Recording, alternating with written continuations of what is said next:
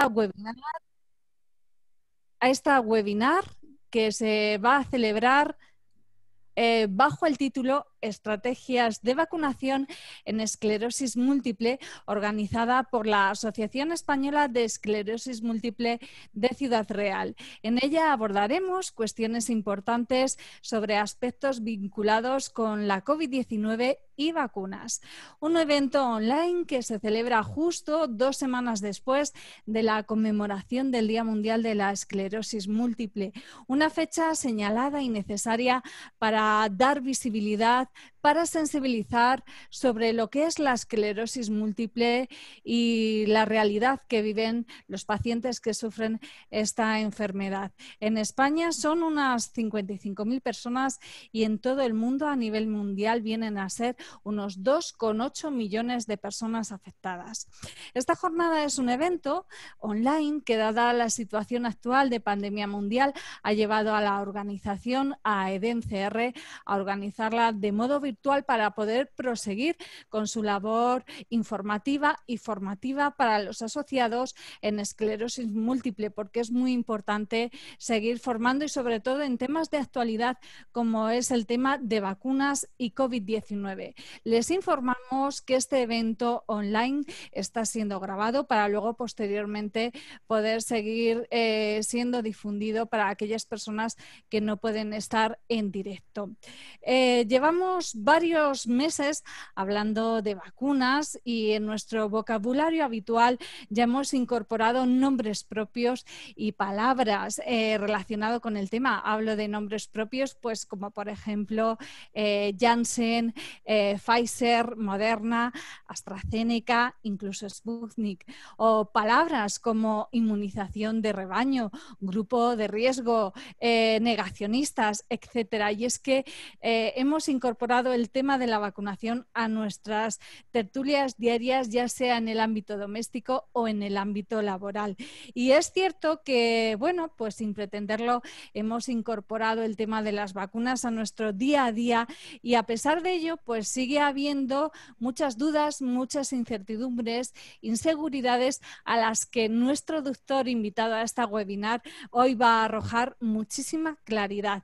Pero antes de que el doctor intervenga, hoy voy a dar la palabra a Mónica López Camacho, presidenta de la Asociación Española de Esclerosis Múltiple en Ciudad Real, que nos va a dirigir a toda la audiencia unas palabras. Mónica, cuando quieras te escuchamos.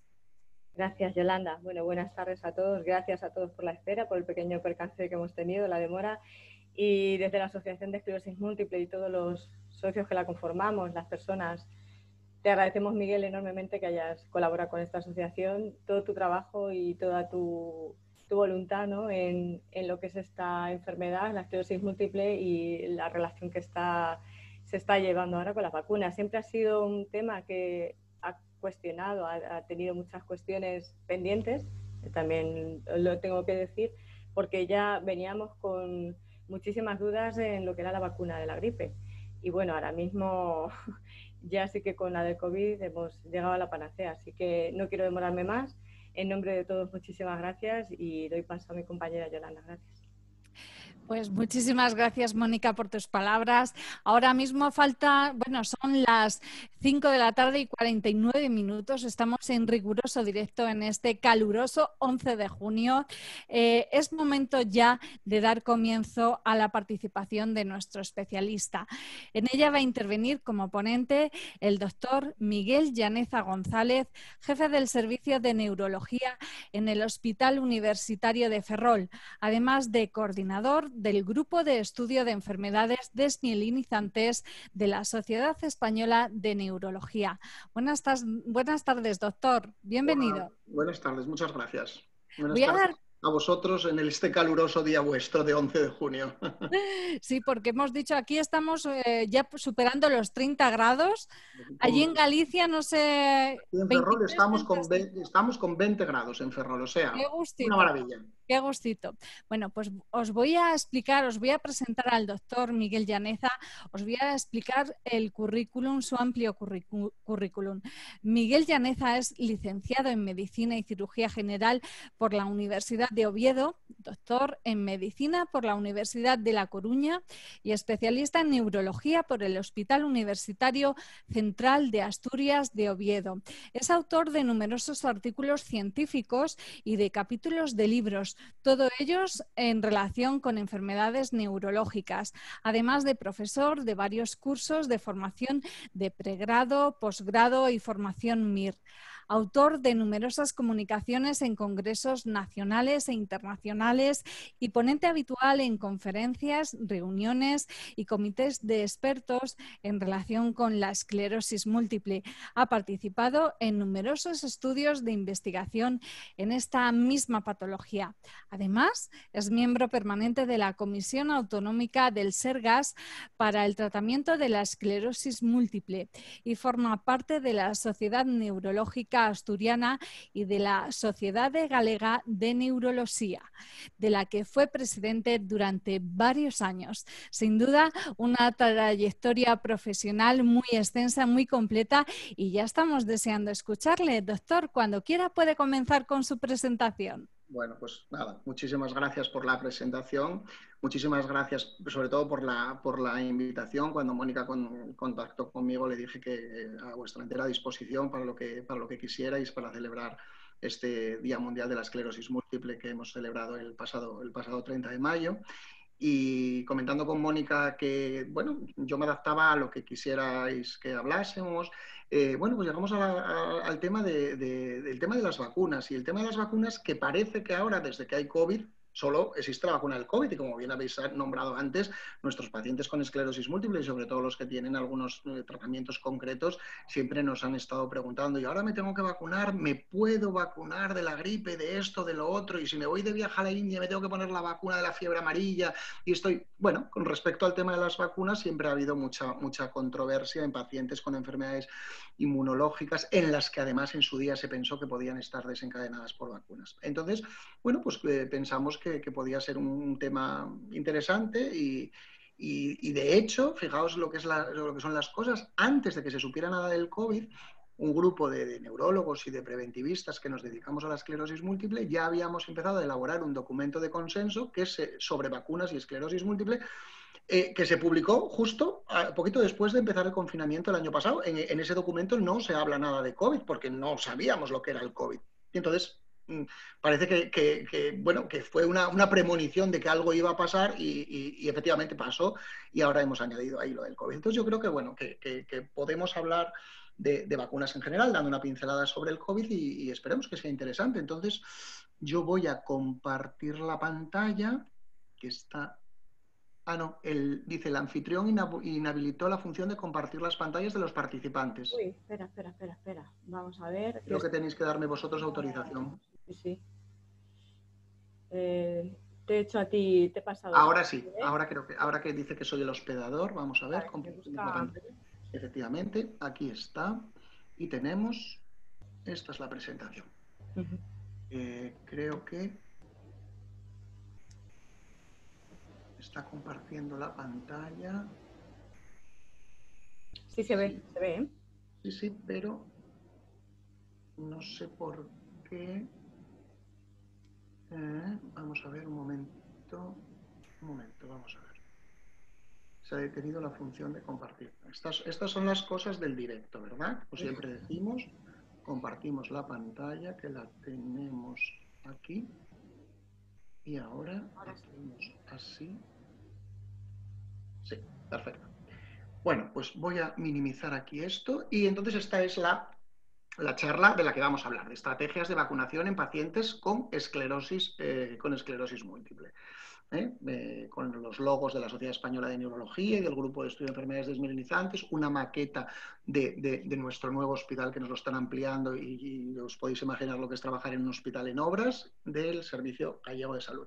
Estos son mis conflictos de intereses, que no creo que vayan a influir para nada en la charla de hoy.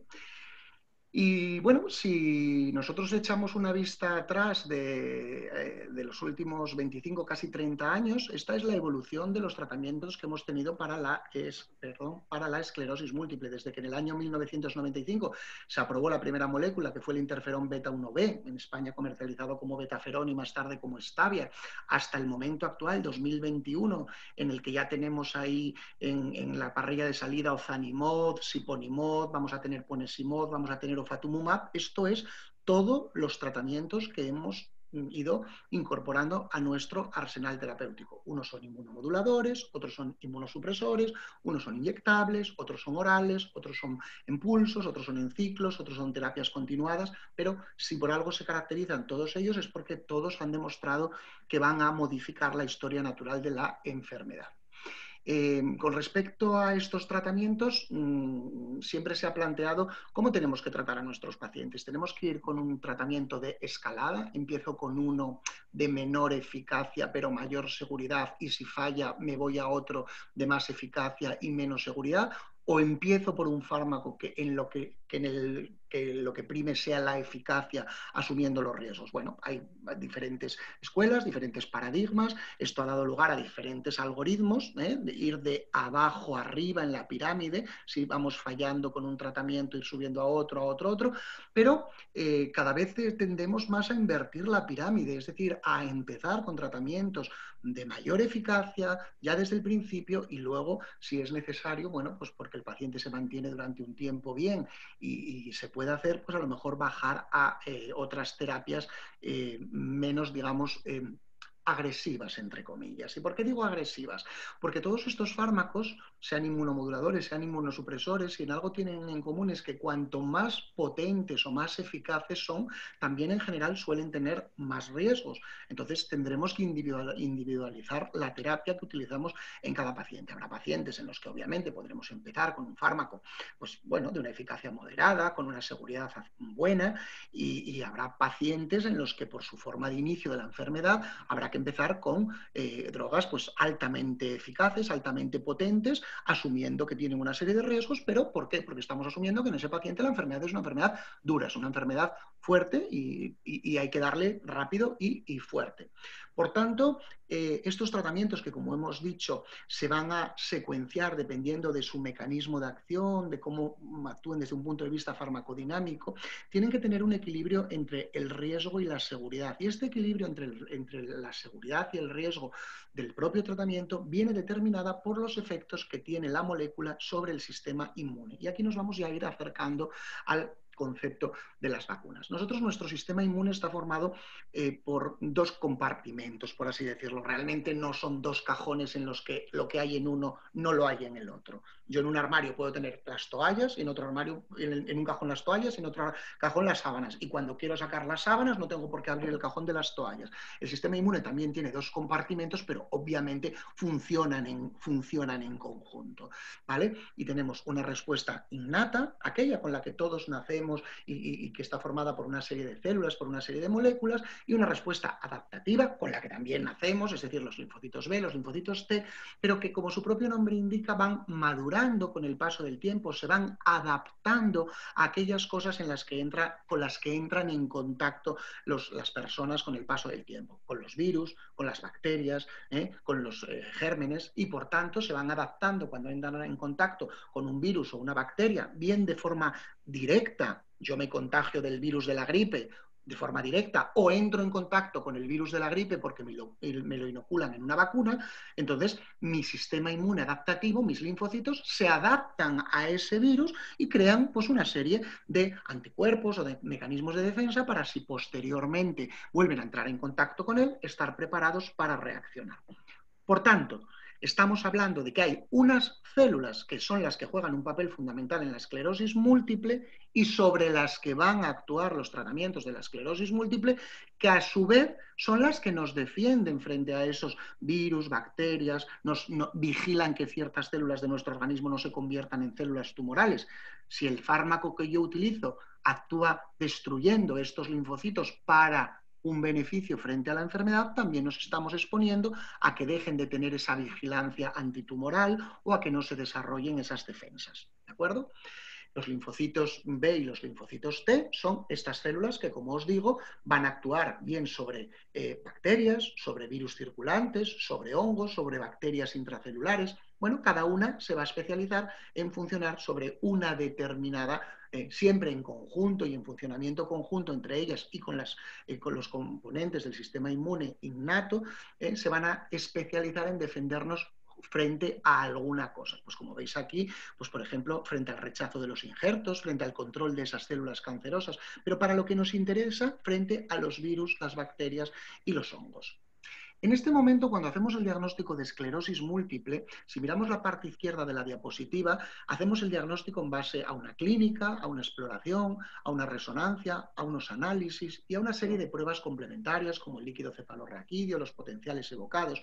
Sabemos que no hay una prueba que nos sirva para diagnosticar la esclerosis múltiple, sino que en base a una historia y a unas pruebas que excluyan otras causas, nosotros podemos llegar al diagnóstico de la esclerosis múltiple. Y esto es lo que hacíamos hasta ahora, la parte izquierda de la diapositiva, y de la parte derecha el cuadrado de arriba. Y una vez que teníamos diagnosticado al paciente, planificábamos el tratamiento. Y ahí nos quedábamos. ¿Por qué?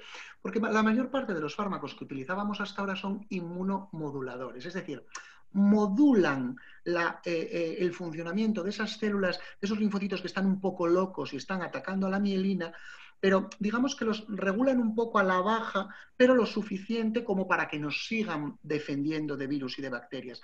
Pero desde la aparición de los fármacos inmunosupresores, que no modulan los linfocitos, sino que los destruyen y así nos tienen un efecto mayor protegiéndonos de la progresión de la esclerosis múltiple, nos dejan sin protección frente a esos virus, a esas bacterias. Por tanto, ahora, en el momento del diagnóstico, aparte de ya planificar el tratamiento, tenemos que plantearnos esto. ¿Cómo está la serología de nuestros pacientes? ¿Están vacunados correctamente contra cosas potencialmente peligrosas si las contraen y no se encuentran vacunados? Incluso han pasado la tuberculosis, han pasado o han recibido la vacuna frente a la tuberculosis. No perdamos de vista que la tuberculosis es una de las enfermedades infecciosas que más gente mata en el mundo en el momento actual. Si no la que más, que creo que es la que más, una de las que más personas matan en el mundo. Y no pensemos que esto ocurre en la India o en países de África o de Sudamérica en vías de desarrollo. En España y concretamente en el norte,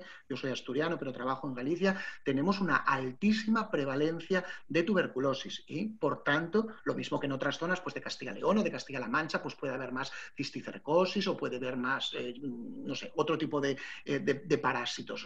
En este caso, el seroestatus de la tuberculosis es fundamental, porque si una persona ha tenido contacto con el bacilo de la tuberculosis, ese se ha podido quedar latente y no se vuelve a manifestar porque nuestras células defensivas lo están frenando. Pero si yo con un tratamiento para la tuberculosis me llevo esas células, el bacilo deja de estar controlado y puede brotar nuevamente esa tuberculosis. Por tanto, tenemos que incluir en el momento del diagnóstico todo esto. Disculpad que el artículo está en inglés, no pasa nada, yo os lo cuento.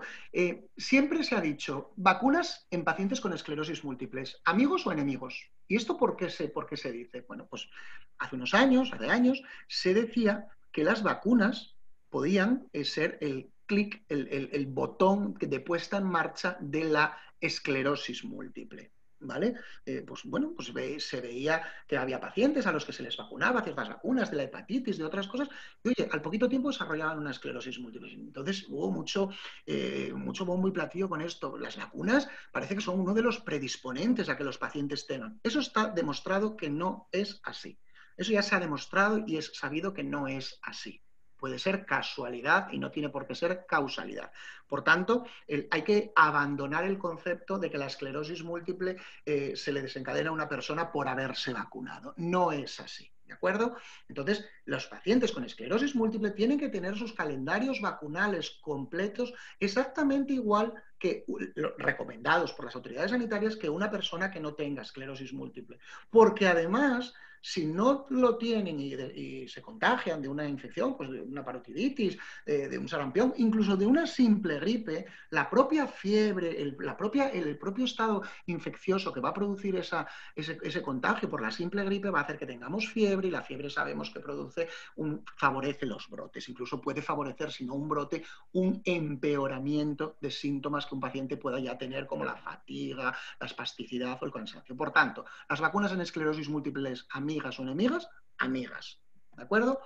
Hay muchísima literatura al respecto en la que se nos habla de vacunas y esclerosis múltiple, revisiones sistemáticas, pero lo que podemos resumir es lo que está aquí subrayado en rojo. Las estrategias de vacunación deben de formar parte del paradigma de tratamiento en el mismo momento en el que hacemos el diagnóstico, para evitar el que luego nos tengamos que ver en la necesidad de ponerle a un paciente un fármaco que requiera que ese paciente estuviera vacunado frente a ciertas cosas, y el hecho de no estarlo nos retrase porque haya que vacunarlo el inicio del tratamiento.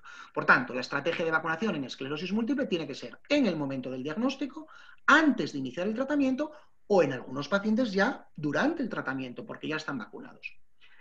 Resumen muy rápido para saber de qué hablamos. Clasificación de las vacunas. Las vacunas pueden ser frente a virus o frente a bacterias, y pueden ser de microorganismos vivos o de microorganismos muertos. Los microorganismos vivos atenuados, o los microorganismos, cuando oigáis microorganismos vivos, son microorganismos vivos atenuados. No nos van a inocular el virus del sarampión al 100% de su funcionamiento. El virus está vivo, pero se ha ido atenuando, de manera que sí pueden estimular la producción de anticuerpos por parte del organismo, pero sin que el organismo desarrolle la enfermedad. Y luego los microorganismos muertos, son inactivados, son los que se han matado pues, por medios físicos, por químicos, por calor, por diferentes sustancias. Tenemos, por tanto, vacunas de microorganismos atenuados, vivos atenuados, y vacunas de microorganismos muertos o inactivados. Tienen grandes diferencias.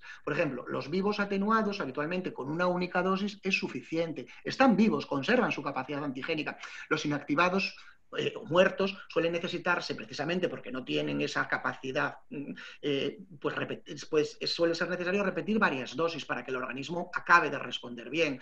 La mayor parte de los inactivados son menos, como hemos dicho, menos reactógenos, no se replican en el huésped, la fabricación es más sencilla. Los atenuados con una única dosis, pues es habitual que sea suficiente. Son más difíciles de fabricar porque hay que atenuar el virus o la bacteria, pero sin llegar a destruirlo, ¿vale? La mayor parte de ellos se administran por vía, hay algunos que se administran por vía oral, otros por vía parenteral. Bueno, tienen sus cositas, sus diferencias. Aquí hay una clasificación de las vacunas, las atenuadas, que son vivas, como hemos dicho, sarampión, rubeola, parotiditis, la tifoidea oral, vacunas inactivadas, pues la tifoidea parenteral. Si una persona que está con un tratamiento inmunosupresor se va de viaje a la India y tiene que tomar una profilaxis frente a la fiebre tifoidea, pues se la puede tomar, sí, pero tendrá que utilizar la tifoidea parenteral porque es inactivada, muerta. No podrá utilizar la tifoidea oral porque es atenuada, viva, dependiendo del tratamiento que esté tomando. Y si os fijáis, entre las víricas vivas, atenuadas, aparece lo de la gripe, que comentaba antes Mónica y Yolanda, que también aparece entre las inactivadas o muertas. La de la gripe aparece aquí también. ¿Y esto es por qué? Porque hay unas vacunas frente a la gripe con virus vivos atenuados de administración oral, pero no se utilizan en España, las utilizan en algunos otros países. De manera que la vacuna de la gripe que se nos administra en España es esta, la inactivada de células, la inactivada de proteínas del virus, pero son muertas, y las podemos poner. Tenemos que ponerlas en los pacientes con esclerosis múltiple, y no es que podamos, es que tenemos, y además podemos utilizando el tratamiento que estemos utilizando. No nos confundamos con la de la gripe atenuada viva, que hay gente que dice, pero es que esta no es la que se utiliza en España, ¿de acuerdo? Luego las vacunas pueden clasificarse si lo que se administra es el germen entero, la bacteria entera, el virus entero, o partes. Bueno, pues se coge una proteína, se coge un trozo de azúcar de su membrana, ¿vale? Y dependiendo de la parte que se coja. Y luego pueden ser recombinantes o sintéticas. Esto es respecto a la biotecnología, a la ingeniería, a cómo se fabrican. Esto luego a nosotros nos da igual.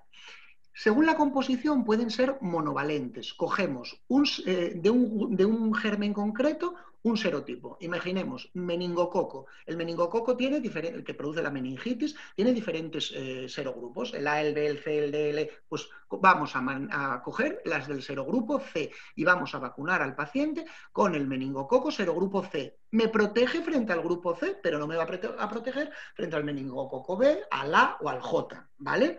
Estarán indicados en los diferentes procesos de vacunación de nuestros sistemas sanitarios. Luego tenemos las polivalentes. Bueno, pues las polivalentes son las que tienen varios serogrupos. Por ejemplo, la antineumocócica. Tenemos la que las habréis oído hablar, la Prevenar 13, la Neumo 23. Todas ellas son frente al neumococo. Uno frente a 23 porciones, antígenos, subunidades del germen, otra frente a 13. Están indicadas, pues una en gente más joven con factores de riesgo, otras en gente más mayor. Es decir, monovalentes o polivalentes. Y luego tenemos las combinadas. En una misma vacuna van diferentes gérmenes. Pues, por ejemplo, la triple vírica, que nos pone en una misma vacuna rubeola, sarampión y parotiditis. Perfecto, van las tres y vamos a desarrollar inmunidad frente a las tres.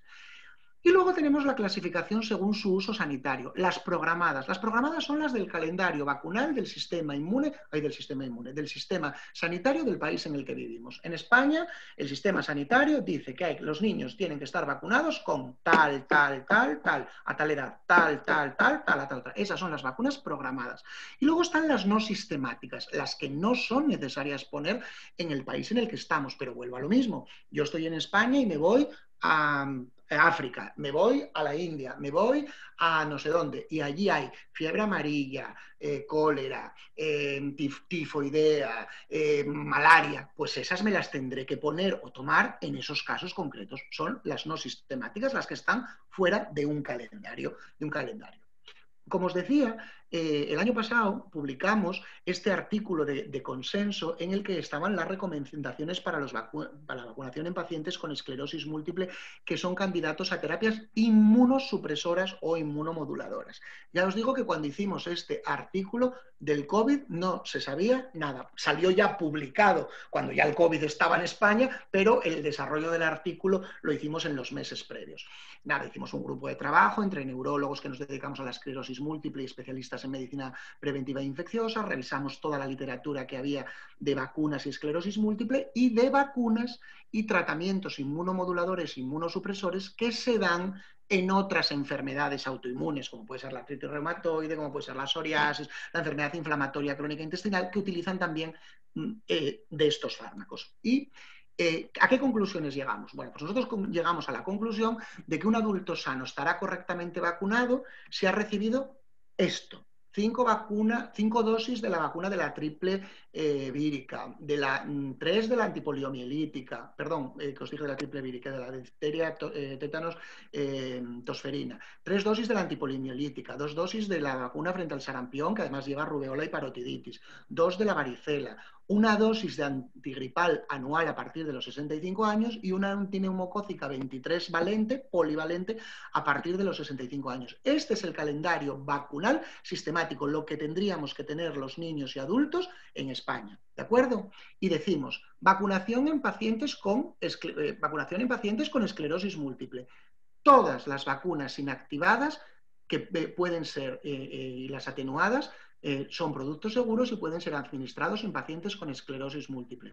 Por tanto, ¿qué recomendamos? Todas las indicadas en el calendario vacunal del adulto. Aquí estamos hablando de pacientes que no tienen ningún tratamiento, tanto las vivas, inactivadas, como las muertas, tanto las muertas inactivadas como las vivas atenuadas. Si yo no estoy tomando ningún tratamiento, me las puedo poner y me tengo que poner las que se recomiendan. Por tanto, se recomienda el calendario vacunal de un paciente cualquiera. Perdón, porque ahora... Vale, entonces siempre tendremos que hacerlo cuando sea posible en el momento del diagnóstico para tener al paciente bien preparado antes de iniciar el tratamiento y hacerlo, si es posible, según las recomendaciones del Servicio de Medicina Preventiva de nuestro hospital. Por tanto, ¿Qué tenemos que nosotros hacer cuando diagnosticamos al paciente? Documentar si tiene la cartilla vacunal y ver cómo están sus antecedentes de vacunación. Saber cuál es el estado de vacunación frente a lo que vemos aquí. Al sarampión, a la varicela, a las hepatitis, ¿vale? Y ver las serologías. Esto se mira, las serologías tienen que ver si tienen anticuerpos frente al virus de la hepatitis A, del virus de la hepatitis B, frente al sarampión, frente a la varicela zoster y también a la rubeola.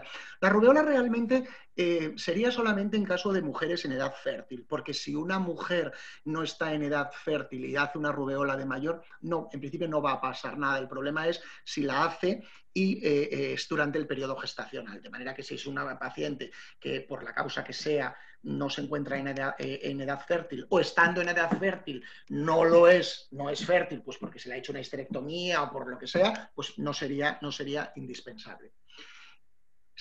Esto hablamos de antes de iniciar el tratamiento, determinar las necesidades vacunales. Pacientes que no están tratados o que están con inmunomoduladores. Y como inmunomoduladores digo cualquier interferón y acetato de glatirámero, Copaxone o acetato de glatirámero Mylan, que son los que hay en España. ¿Se puede poner la de la gripe? Hemos dicho que es inactivada. Sí. ¿La antineumocócica 13 y 23 valente son inactivadas? Sí. ¿La de la hepatitis B se puede poner? Tenemos que ponerla. Sería recomendable en pacientes con alto riesgo de exposición. La hepatitis B solamente se contagia por vía parenteral, por un pinchazo de sangre o por un contacto sexual. En un contacto sexual con una persona infectada, si no lo sabemos, puede haber un contagio, obviamente. Un pinchazo accidental sería más para gente que trabajamos en un entorno hospitalario. De todas maneras, yo os diré que a mis pacientes, independientemente de que se den o no estas situaciones, sean o no trabajadores sanitarios, yo les vacuno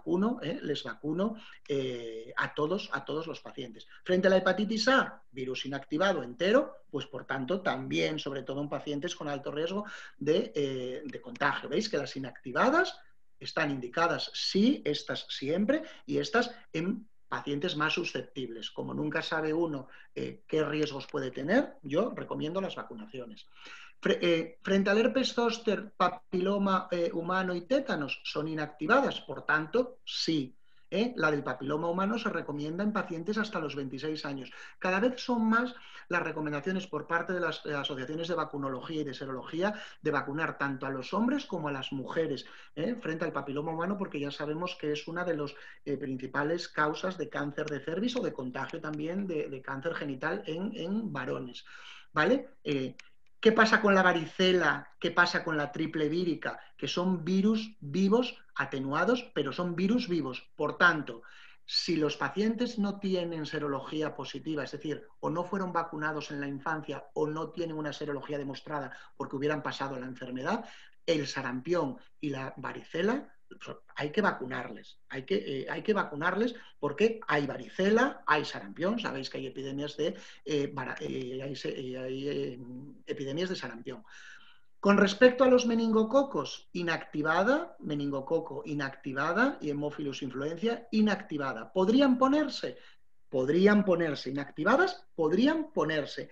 ¿Hay que ponerlas? Pues estas solamente habría que considerarlas si el paciente tiene una asplenia, es decir, un problema de funcionamiento del bazo, pues porque el bazo, aun teniéndolo, no les funcione bien o porque hayan sido operados y se les haya quitado el bazo. Si no, en este caso no tendríamos por qué tener que vacunar a un adulto con esclerosis múltiple en tratamiento con inmunomodulador porque, bueno, el riesgo de contagio pues, es bajo, ¿vale?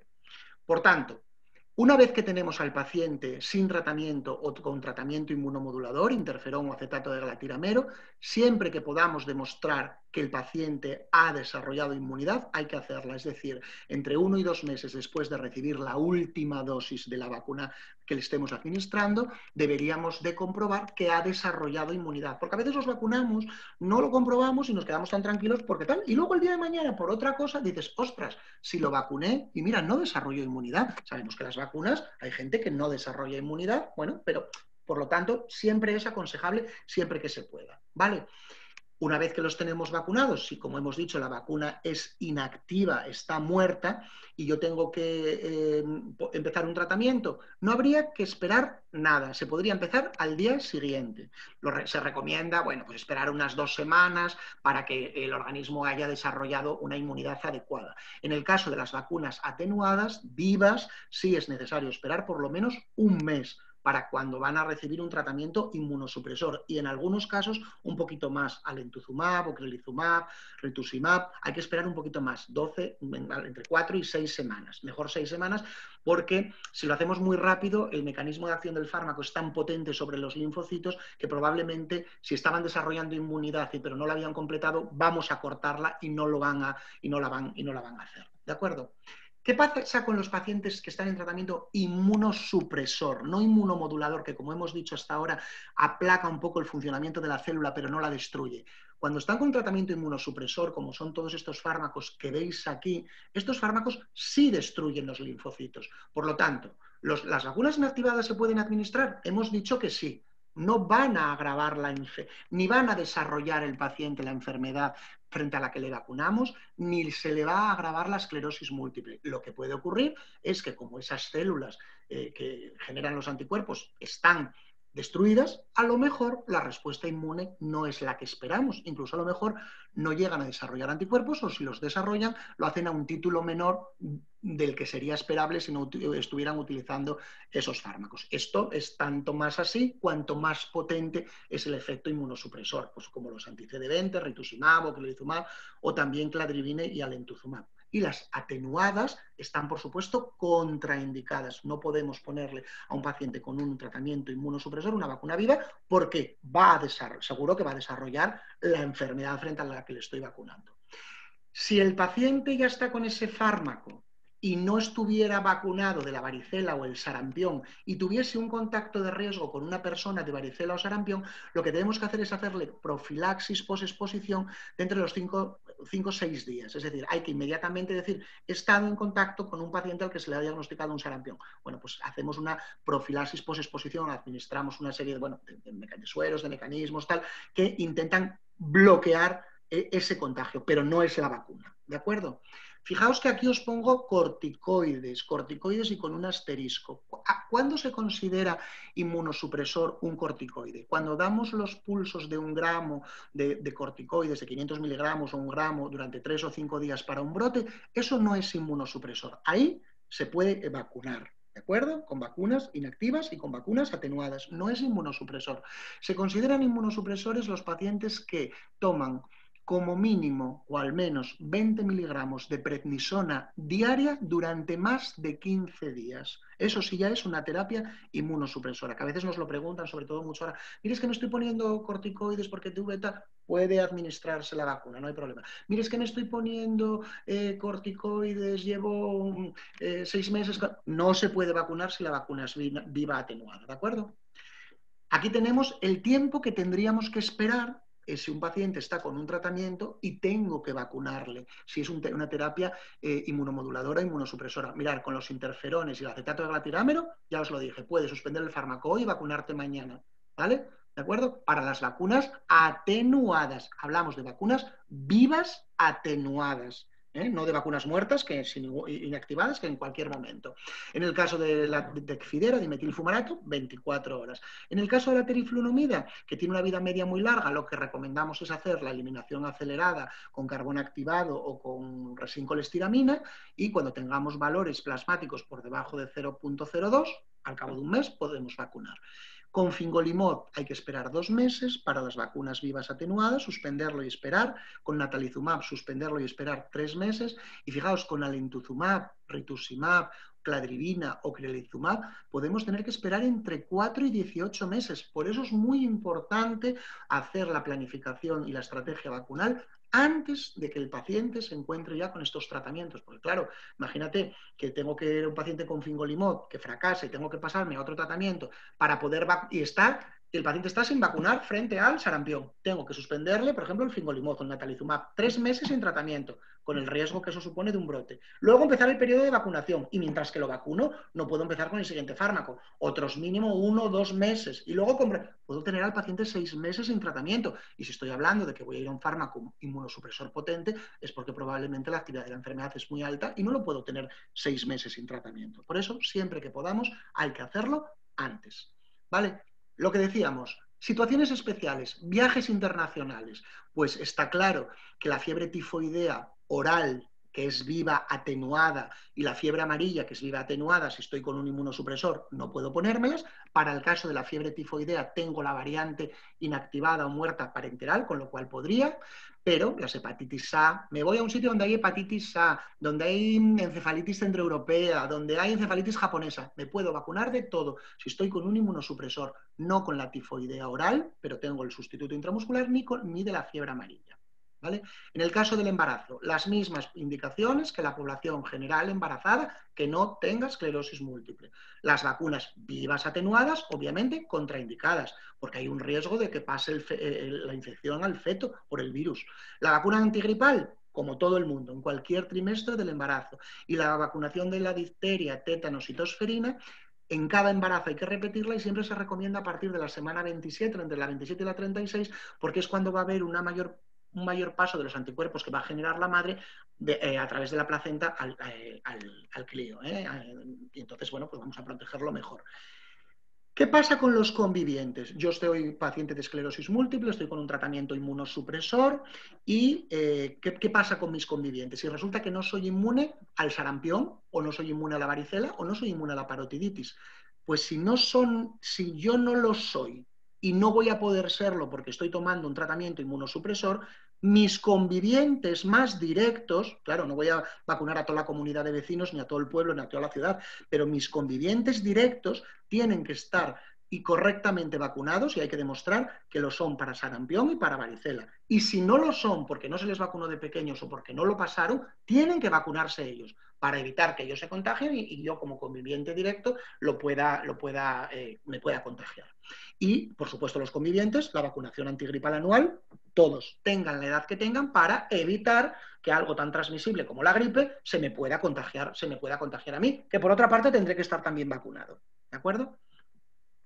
Bien, estos son generalidades de vacunas y en el 2019 pues apareció nuestro amigo el SARS-CoV-2, empezamos a conocer a este tan representado virus SARS-CoV-2, primo hermano de los otros SARS-CoV que producían el MERS, ¿vale?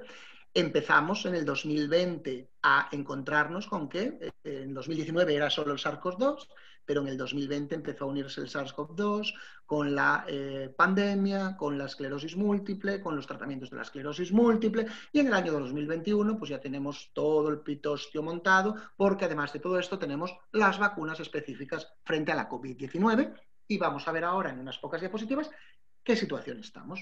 Bueno, estas vacunas que se diseñan, que ha habido, sabéis, mucha polémica con lo de que yo no me voy a vacunar porque esta vacuna tan rápida, seguro que pasa eso, luego aparecieron 4 trombos, ¿veis? Claro, ¿no? Si es que se hace tan rápido.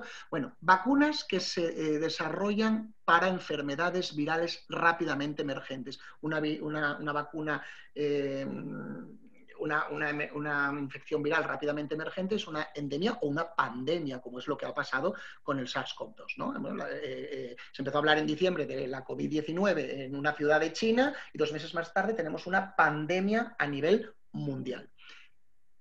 ¿Cómo se desarrollan las vacunas para esto? Pues esto, cuando hay una situación de pandemia, hay algo que tiene que estar muy claro. Las vacunas tienen que hacerse rápidamente, tienen que ser coste efectivas, es decir, lo mismo que decir que tienen que ser baratas, porque tienen que poder llegar a cualquier aldea perdida de Centroáfrica, de Centroamérica, de Asia, no solo tienen que llegar a París, a Roma, a Nueva York, a Londres, a Madrid, a sitios de alto poder adquisitivo. Por tanto, hay que hacerlas rápidas, tienen que ser baratas y sobre todo tienen que poder transportarse de una manera sencilla. Transportar vacunas a 80 grados bajo cero, pues claro, Ya no es fácil que lleguen a Madrid, ya no es fácil que lleguen en aviones de carga, tal, pero claro, tienen que llegar a la aldea perdida de Centroasia, a la aldea perdida de la selva peruana, a la aldea perdida del Amazonas, porque esa gente tiene el mismo derecho que yo, que vivo en un país teóricamente civilizado, a poder vacunarme. Por tanto, rápidamente desarrolladas, baratas y a poder ser que se puedan transportar fácil y no dependiendo de tanto frío. Este es un artículo que a mí me gusta mucho que dice, bueno, a propósito de las vacunas del COVID-19, ¿cuál es la vacuna ideal? La vacuna ideal sería una vacuna termoestable, que no necesite mucho frío para su transporte, incluso que sea sólida, en polvillo, y que luego se reconstituye en el momento en el que la voy a administrar, y que se pudiera administrar intranasal, por la nariz, inhalada, o oral por la boca, porque no necesito a nadie que me esté, un dispositivo sanitario de alguien que me esté pinchando. La vacuna del COVID es todo lo contrario. No es sólida, sino que es líquida. Cuando os la vais a poner, ya veis que la sacan de un vial que ya está reconstituido. No es termoestable, no se puede transportar a temperatura ambiente, sino que tiene una cadena de frío muy importante para no desnaturalizarse. Y luego tiene el otro inconveniente, oral, inhalada, intranasal. No, hay que administrarla intramuscular, tal, con lo cual requiere un dispositivo sanitario que, como hemos dicho, en una situación de pandemia, en algunas ocasiones es difícil de montar estructuralmente, incluso como estamos viendo en países desarrollados. Vacunas. Vacunas para el SARS-CoV-2.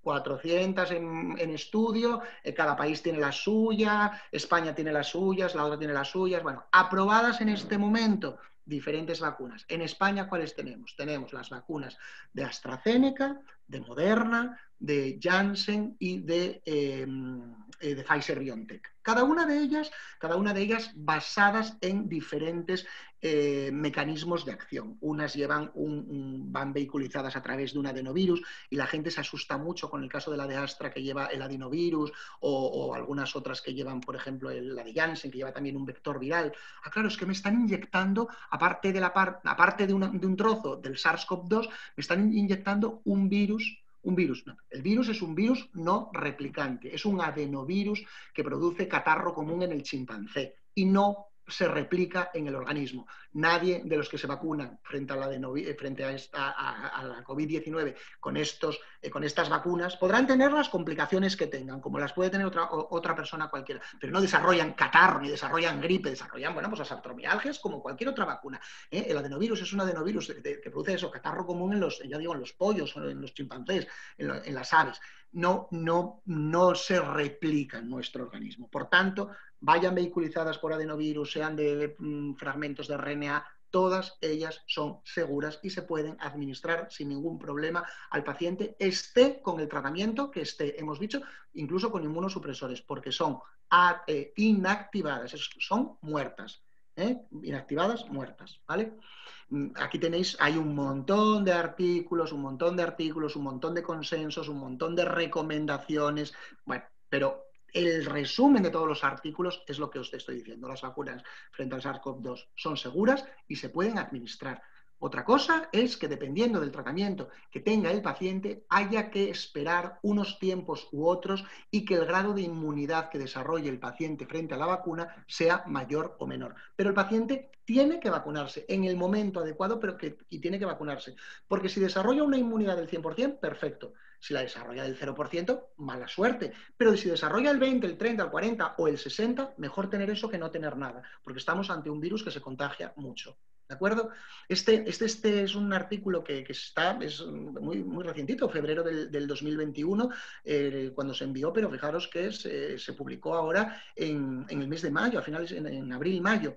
Y lo que nos dice es que las vacunas frente a la SARS-CoV-2 no exacerban, no agravan la esclerosis múltiple, ni provocan brotes, ni hacen que el tratamiento que yo estoy utilizando para la esclerosis múltiple pierda eficacia, pierda efectividad, ¿de acuerdo?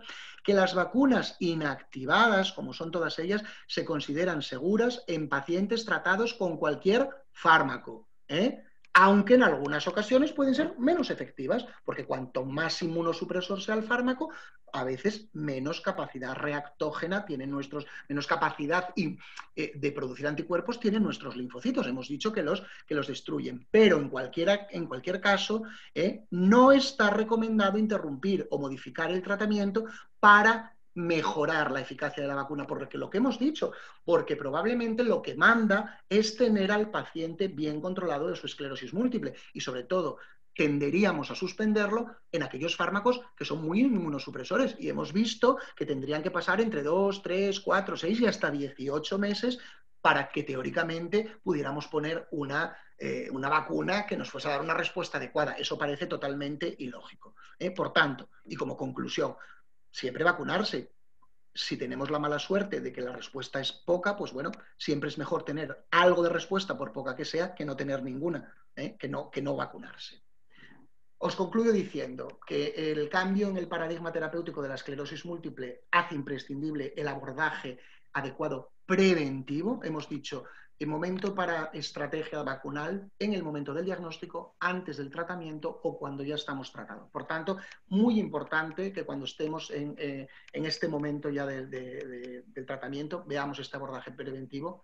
Es importante plantear la vacunación ya en el momento del diagnóstico, en fases tempranas de la enfermedad, en aquellos pacientes, sobre todo, que sean candidatos a tratamiento inmunosupresor, siempre que su situación clínica lo permita. Si yo tengo un paciente con una forma grave, agresiva, de esclerosis múltiple y que tengo que tratar, porque si no ese paciente va a ir mal, pues no lo voy a dejar sin tratamiento porque no esté vacunado de la parotiditis. Lo trataremos, intentaremos ponerle en la mejor situación posible y ya veremos después lo que hacemos, ¿vale? Una vez iniciado el tratamiento inmunosupresor, las vacunas atenuadas, vivas, no se podrán administrar, ya lo hemos dicho, y las inactivadas pueden administrarse. Es más, habrá que administrarlas según las recomendaciones, pero potencialmente pueden ser menos inmunógenas y desarrollar el paciente menos anticuerpos. El éxito de la vacunación, siempre que se pueda, hay que probarlo mediante una prueba de seroprotección válida, si está disponible, es decir, yo te vacuno frente a la hepatitis B y al cabo de un mes de recibir tu última dosis, compruebo que has desarrollado anticuerpos y que eres inmune, ¿vale?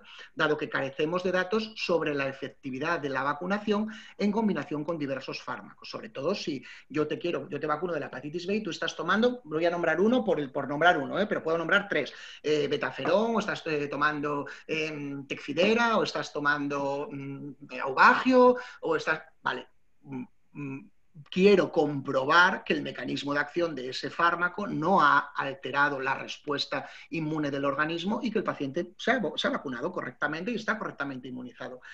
Y por último, que las vacunas frente al SARS-CoV-2 disponibles en la actualidad pueden considerarse teóricamente seguras. Yo cuando hice esta charla puse teóricamente, aunque ya podría quitarlo de seguras, desde el punto de vista de la esclerosis múltiple. Yo no estoy hablando de si producen trombos, si producen embolias, si producen tal, que no me corresponde a mí. Estamos hablando de la vacuna frente al SARS-CoV-2 en pacientes con esclerosis múltiple. Pueden considerarse teóricamente seguras, aunque el momento de administración y la eficacia estará condicionada por el momento de la enfermedad y el tratamiento que esté utilizando nuestro paciente, lo que hemos dicho. Puede que a lo mejor no tengas una respuesta como la que sería esperable. Y con esto, pues nada, termino y os doy las gracias por la atención y si hay preguntas o tenéis cosas que queráis comentar, estoy a vuestra disposición. Creo que tengo que dejar de compartir pantalla. Muchas gracias, Miguel. Ha sido impresionante la charla, maravilloso. Yo creo que... Espera, dejar de compartir, creo que está aquí. Deja de compartir pantalla. Ahí estamos. Sí.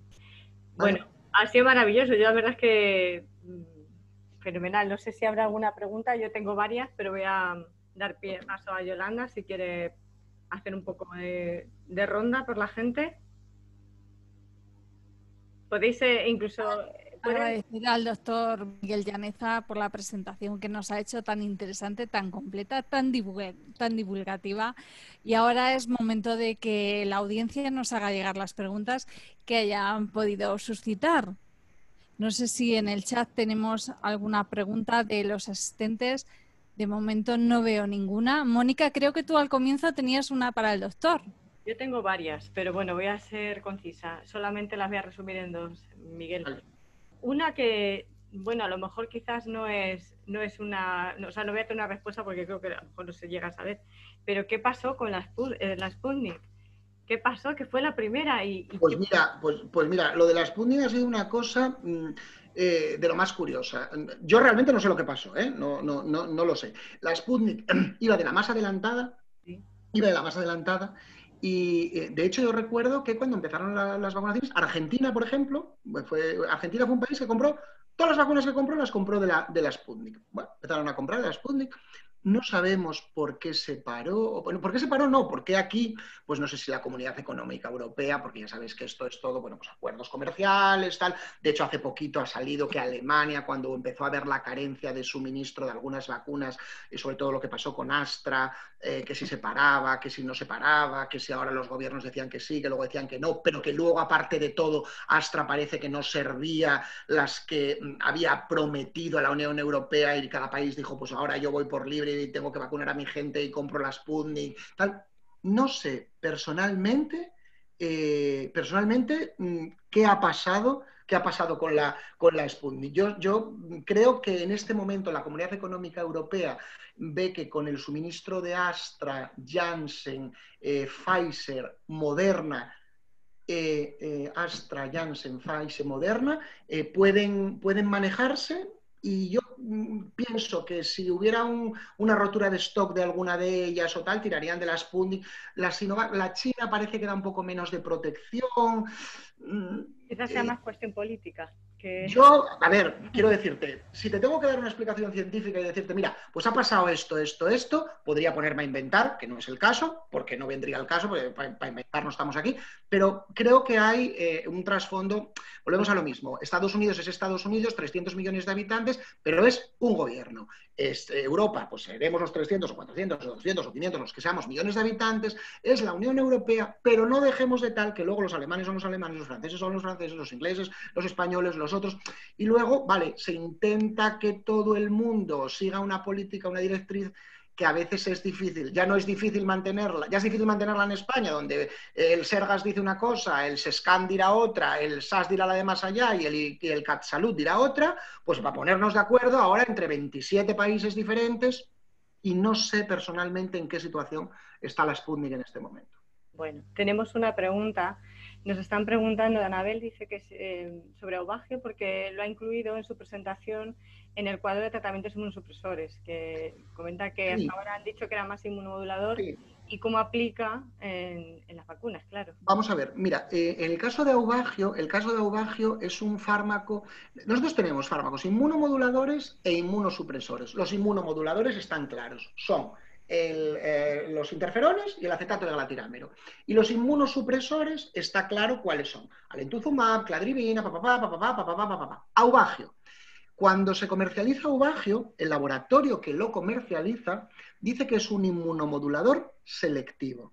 Y todos nosotros empezamos a decir, o sea, que es lo mismo que decir un inmunosupresor selectivo, porque lo mismo es decir que el vaso está medio lleno que el vaso está medio vacío, ¿no? Es decir, o está lleno o está vacío.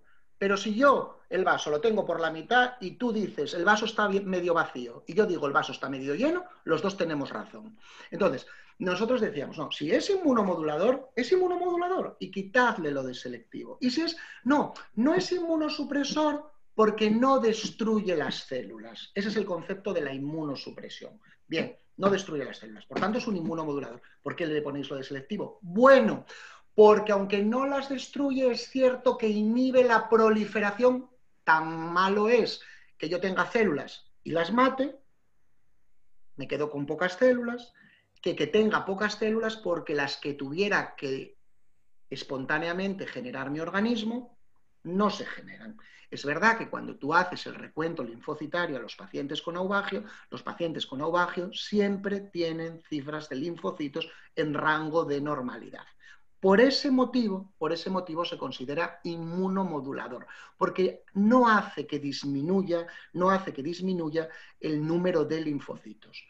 Que si ese paciente no tomase Aubagio, a lo mejor en vez de tener 1100 linfocitos, que es un rango normal, tendría 1600. Vale, puede ser, pero como por encima de 1100 se considera un rango normal de linfocitos, pues ya está. O los otros fármacos están por debajo, entre 1100 y 800, inmunosupresión grado 1, entre 800 y 500, inmunosupresión grado 2. Entonces, el concepto es ese, no destruye la célula, es decir, no tiene el paciente 3.000 linfocitos, le doy el tratamiento y me lo dejan 500, como hacen otros fármacos. No, pero inhibe la proliferación de linfocitos autorreactivos, que son los malos de la película en la esclerosis múltiple, y teóricamente no inhibe la replicación o la producción o la síntesis de linfocitos de los buenos, de los sanos, de los que no nos atacarían. Pero la vacuna eso no está del todo claro. Por eso nosotros lo hemos metido en inmunosupresores por ese motivo. No porque sea un inmunosupresor al uso, porque si nos fijamos en la cifra de linfocitos es normal. Lo hemos metido en ese concepto, por lo de... No queríamos meterlo al lado de los interferones o de los acetato de glatiramero, que sí son inmunomoduladores puros y duros. Y tampoco hemos querido meterlo en los inmunosupresores potentes, porque no sería el caso. Ese es el motivo. Y con respecto a cómo funciona la vacuna, ¿se puede vacunar la gente que se está poniendo ovágeo? Sin ningún tipo de problema. Tienen un número de células linfoides normales. Tienen, por tanto, vacunas del SARS-CoV-2, todas. Vacunas vivas atenuadas, precaución. Vacunas inactivadas, sin ningún tipo de problema. Si quiero poner una vacuna viva atenuada, tendría que hacer un proceso, recomendaríamos, eso no está escrito en ningún lado, recomendación de expertos, recomendaríamos hacer una eliminación acelerada, es decir, como si te hubiera barrido el fármaco del organismo, que se hace en 11 días con la resincolestiramina, te hago unos niveles, veo que estás en 0.02 y te digo, y ahora te vacuno. Y luego, si quiero, te vuelvo a poner auvagio, otra vez, si tú con el auvagio ibas bien, ¿vale? Porque es un periodo muy cortito. En 11 días te puedo tener libre de fármaco, te vacuno y luego reinicio el tratamiento. No es como esos inmunosupresores que tengo que esperar 3 meses, 4 meses, 6 meses, 9 meses, 18 meses, ¿vale? También de otros tratamientos, me consta que a algún paciente le ha ocurrido eso con otros tratamientos y han hecho un poco lo mismo. También me han preguntado, aquí tengo otra pregunta, ahora hay otra persona también que está preguntando. Mi pregunta es a colación de lo que ha estado diciendo, con el tema de la supresión de los inmunosupresores. En los casos en los que la vacuna no ha funcionado, no han generado esos anticuerpos, he escuchado que en Francia están poniendo ahora en marcha una tercera dosis. No sabemos en este momento, esto es algo que nosotros hemos transmitido ya, porque, vamos a ver, no solamente hay personas que por estar tratadas con un determinado fármaco no vayan a hacer respuesta, es que hay personas sanas que no tienen ninguna enfermedad, ningún tratamiento, que tampoco van a hacer respuesta. La inmunidad que confiere la vacuna de Pfizer-BioNTech es del 95%.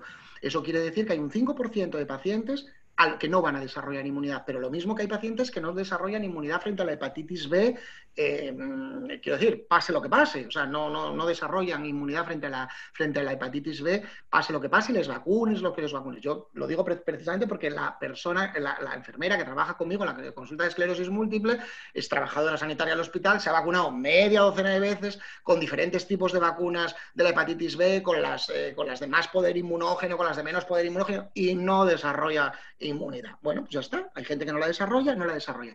¿Qué hay que hacer? A fecha de hoy no lo sabemos. No hay una directriz.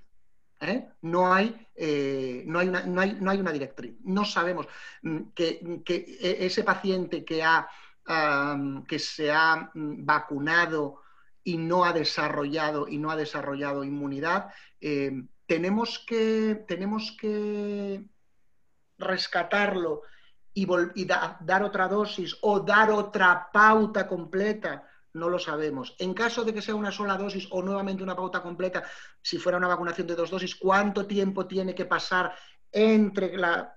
Teóricamente no necesitaríamos que pasase nada porque está sin inmunizar, es como si nunca hubiera recibido la vacuna. Eso todavía, hoy por hoy, ya te digo, no está claro. Y sobre todo teniendo en cuenta, si estáis vacunados, que no creo que a ninguno de vosotros os hayan hecho después una serología para ver si habéis desarrollado inmunidad o no. Nos han vacunado y nos han dicho, ¡pum!, estás vacunado. ¿Y seré yo de ese 5% que no ha generado anticuerpos? Pues no lo sé. No se está haciendo. Yo a mis pacientes, a los que he vacunado, a los que se han vacunado, de los pacientes que han venido a la consulta y me han dicho ya estoy vacunado, siempre les digo, un mes después de haber recibido la última de las dosis, te hago una serología y vamos a ver si sí o si no. Y en caso de que no, Veremos qué hacemos y en caso de que sí, veremos si has desarrollado el título de anticuerpos que cabría esperar. Yolanda, ¿ves? Creo que hay otra Y pregunta. hay más preguntas, en concreto de una asistente llamada también Yolanda, y en relación a al tratamiento de Tecfidera. Tiene dos preguntas en relación a ello, y es que dice que por un lado se indica, pues lo mismo que hemos hablado del Aubagio, que por un lado se indica que es inmunomodulador, pero ahora se considera inmunosupresor. ¿Qué le decimos a Yolanda? Sí, vamos a ver, a diferencia de lo que ocurre, el mecanismo de funcionamiento del Aubagio es muy claro y muy evidente. El Aubagio actúa sobre una enzima que es la dihidroorotato deshidrogenasa, que es una molécula que lo que hace es que necesita el organismo para la proliferación linfocitaria. Para los linfocitos, para los buenos y para los malos. Para los buenos, que son los que no tenemos que perder de vista, y para los malos, que son los que atacan en la esclerosis múltiple. El enzima está en los dos lados, pero es verdad que es mucho más activo en la de los linfocitos malos. Entonces, por eso parece que se carga más la síntesis de esos linfocitos, pero probablemente también lo haga con alguno de los linfocitos normales. En el caso de Tecfidera ocurre todo lo contrario. El mecanismo de acción de Tecfidera no lo conoce ni los del propio laboratorio que lo han diseñado. O sea, así de claro. No se sabe cómo actúa, de qué manera actúa, por qué vía. A ver, sí, bueno, se sabe, es una manera de hablar coloquial, ¿no? Se sabe tal, pero en todas las presentaciones dicen, bueno, que el mecanismo de acción es desconocido o no totalmente conocido. Cuando dices no totalmente conocido es lo mismo que decir no tengo ni idea de cómo funciona esto, porque si no dirías funciona así, así, asado, pero pasa lo mismo con los interferones, con el copaxone, no se sabe cómo funciona. Entonces, como no en todos los pacientes produce una depleción linfocitaria, se dice que es un inmunomodulador. Pasa lo mismo que con Aubagio. Pero es que dentro de los pacientes que están tratados con Tecfidera hay un porcentaje no desdeñable de pacientes que desarrollan linfopenias. Es decir, que sí que les bajan las cifras de linfocitos y que les pueden bajar además mucho y durante mucho tiempo. Hay otros fármacos como por ejemplo Gilenya, Fingolimod, que tú sabes que les van a bajar los linfocitos y les van a bajar mucho, pero si les bajan mucho, mucho, mucho y tú te ves en un apuro, quitas el fármaco y sabes que entre 15 y 30 días prácticamente esos linfocitos han vuelto a valores normales. En Tecfidera bajan los linfocitos, quitas el fármaco y a veces pueden pasar meses y hasta años hasta que los linfocitos han recuperado un valor normal. Por eso ese concepto inmunosupresor. Yo tenía 1.200 linfocitos cuando empecé con el tratamiento, a los 3 meses tenía 700, ya estoy en una linfopenia grado 2, y a los 6 meses tengo 500. Y con 500 tengo que suspender el fármaco si esos 500 se mantienen más de 6 meses, porque los riesgos de otras complicaciones son mayores. Vale, yo digo, quito Tecfidera y hago unos análisis al cabo de un mes, 2 meses, a ver si ya tengo 800, 900, 1000 y puedo volver a ponerlo. Puede que sí, puede que no. Yo tengo una paciente que estuvo con Tecfidera y 2 años después de suspenderle el Tecfidera, nunca logré que pasase de 800 linfocitos, que sigue siendo una linfopenia grado 1. Por eso el concepto inmunomodulador ahí se me va. Ese fármaco ha hecho una inmunosupresión que ha sido más mantenida o menos mantenida. Por eso tenemos que tener ese concepto de inmunomodulación. Son esos fármacos que están en tierra intermedia entre la inmunomodulación y la inmunosupresión. Sin embargo, si yo tengo unos linfocitos normales, fíjate el concepto, el Aubagio puede durar en el organismo desde que yo lo suspendo, si no hago una eliminación acelerada, puede estar 2 años dando vueltas por el organismo. Yo tengo Aubagio dando 2 años vueltas por el organismo, porque se elimina muy lento. Pero sin embargo, Tecfidera, en 24 horas, tú no te lo tomas hoy, no te lo tomas mañana, y pasado mañana ya no hay fármaco en el organismo. Y sin embargo te digo que 2 años después pueden seguir teniendo esa linfopenia. ¿Qué ha hecho ese fármaco? No lo sabemos. Porque yo sé que a las 24 horas, 48 horas, el fármaco, yo si lo quiero medir en plasma, ya no está. Por tanto, me puedo vacunar sin ningún problema. A las 24 horas, al día siguiente. Doctor, seguimos hablando de la Tecfidera porque nos preguntan, y en relación a la vacuna del coronavirus, del COVID, nos preguntan qué procedimiento hay que llevar a la hora de acceder a la vacuna con la Tecfidera. ¿Hay que suspender el tratamiento 24 horas antes de la vacunación? No, no. Hay que vacunarse. Si se puede disponer de una cifra, si se puede disponer de un análisis previo de linfocitos, ver cómo tenemos esos linfocitos, pero no porque pensemos que si tengo 200 linfocitos me va a dar COVID.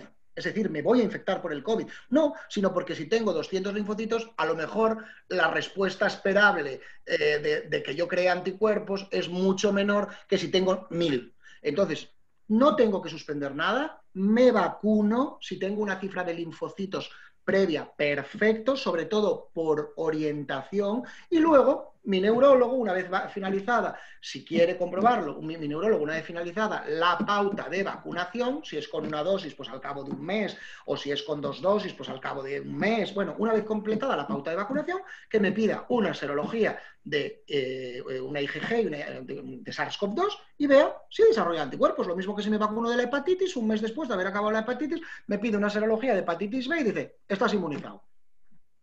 Nada más, pero no hay que suspender nada. Miguel, pues la verdad es que yo creo que ya debes, además, no sé si habrá más preguntas, pero se ha alargado un poquito la reunión. Mónica, perdóname. Ya os dije que tengo todo el tiempo que vosotros queráis. Una pregunta, doctor. En relación a lo Ocrevus, ¿es conveniente vacunar anualmente de gripe?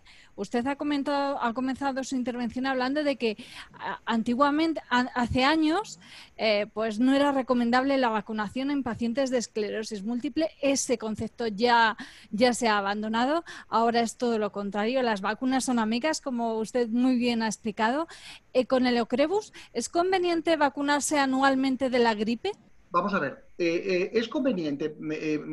La campaña de vacunación antigripal del Ministerio de Sanidad español dice pacientes por encima de 65 años, pacientes con enfermedades crónicas, pacientes con patología respiratoria. ¿Tenemos una enfermedad?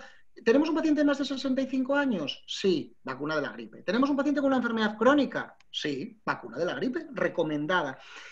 ¿Por qué? Por lo que decíamos antes, porque si yo desarrollo una gripe, no va a agravárseme la esclerosis, no voy a tener un brote probablemente, o a lo mejor sí, pero ¿por qué?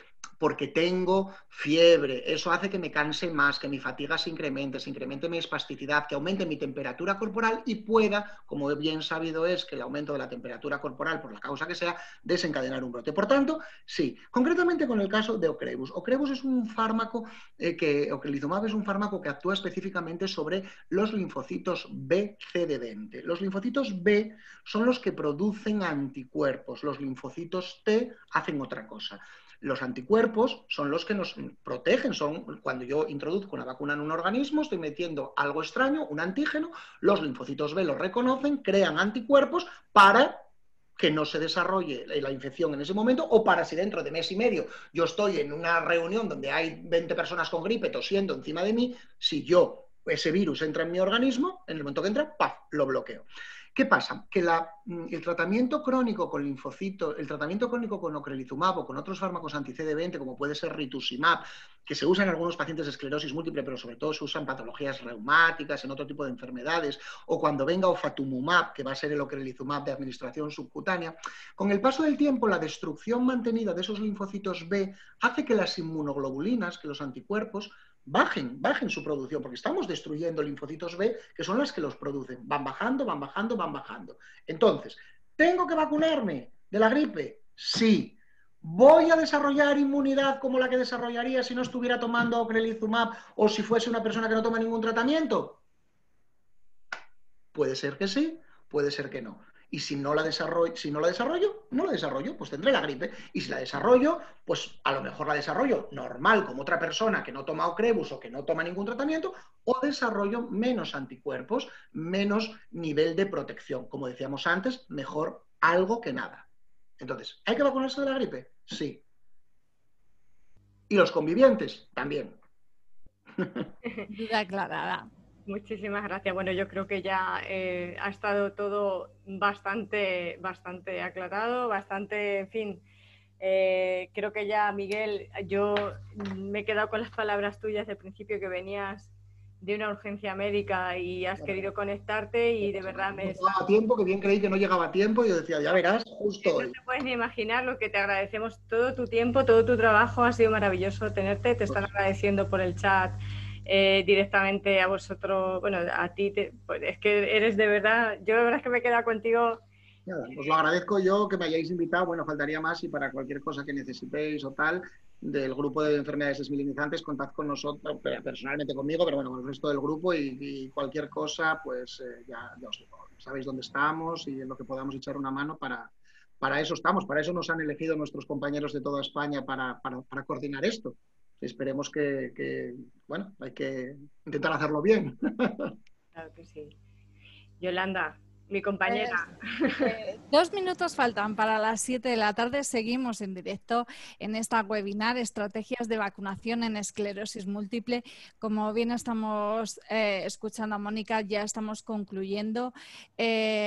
Agradecerle al doctor, a Miguel Llaneza González, por su intervención tan interesante, tan completa, tan divulgativa, tan esclarecedora. Yo creo que han quedado muchísimas dudas resueltas. Muchísimas gracias, doctor. Gracias a vosotros. Y ahora que pues llega al final, no sé si Mónica López Camacho, presidenta de AEDEN-CR, quiere darnos unas palabras, un mensaje de despedida antes de poner el cierre. Nada más, no quiero alargar más ni quitar más tiempo a nadie. Creo que ha sido todo perfecto. Hay muchísima, la gente que ha asistido está muy agradecida, Miguel.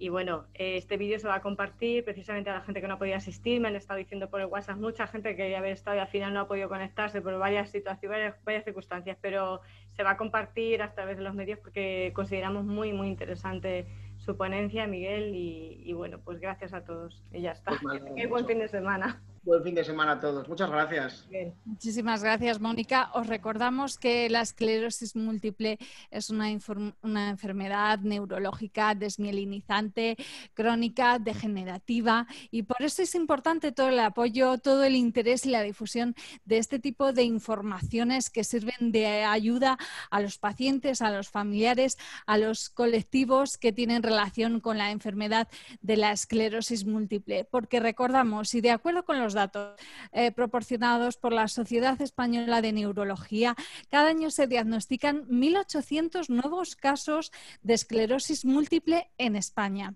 El número total de personas que viven con la enfermedad en el país es de unas 55.000 personas. Y según un estudio mundial, actualmente en todo el mundo hay 2,8 millones de personas con esclerosis múltiple. Es decir, una de cada 3.000 personas viven con la enfermedad. Así es que es muy importante ahora en tiempos de pandemia donde la distancia social es un requisito para evitar el contagio. Es muy importante que las asociaciones de pacientes organicen este tipo de eventos virtuales para seguir dando información, formación a los pacientes para que sepan gestionar su enfermedad.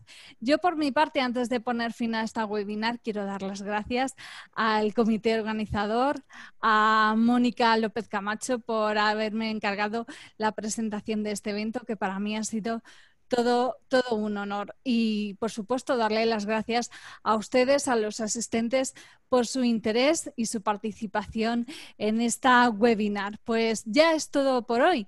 Muchísimas gracias por la atención y nos despedimos deseándoles que tengan muy buena tarde.